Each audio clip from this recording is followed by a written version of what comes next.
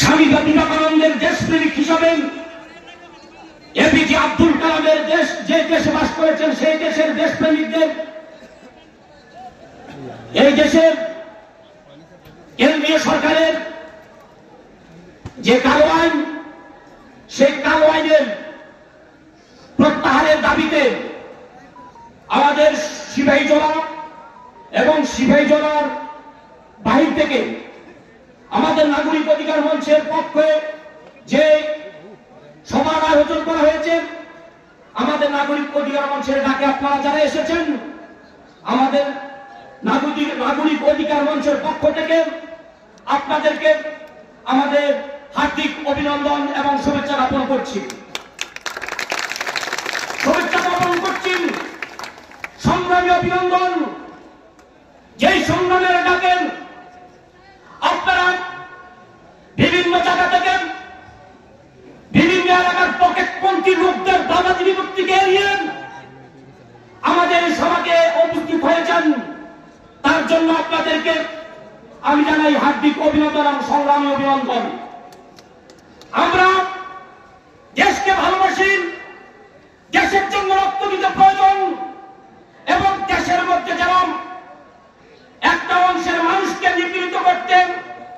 যদি কোনো আইন তৈরি করেন সেই আইনের প্রত্যাহারের দাবিতে আমরা রক্তের বিনিয়োগ হয়েও সেই পকেটপন্থী দালালদের রক্তচোখ এড়িয়ে হলেও আমরা আগামী দিনে এভাবে সংগ্রামের ঐক্যবদ্ধ হব, এই দৃঢ় প্রতিজ্ঞা আমরা এই সভা থেকে নিচ্ছি। বন্ধুগণ, আপনারা জানেন গত 2রা এপ্রিল এই মাসের মাত্র 2 তারিখ ভারতবর্ষের সরকার লোকসভায় একটি আইন পেশ করেন, যে আইনটার নাম ছিল ওয়াকফ অ্যামেন্ডমেন্ট অ্যাক্ট 2025, অর্থাৎ ওয়াকফ সংশোধনী আইন নামে একটা আইন সংসদে এনেছিল। দীর্ঘ আলোচনার পর সম্ভবত ভারতবর্ষের স্বাধীনের পর রাত্রে 2টার সময় সিদ্ধান্ত নিতে বাধ্য হয় তাদের গায়ের জোরে,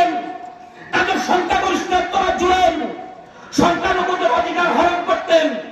তারা লোকসভায় আইন পাশ করে নিয়েছে। ঠিক একইভাবে পরের দিন অর্থাৎ সেই দিনটা ছিল 4 তারিখ,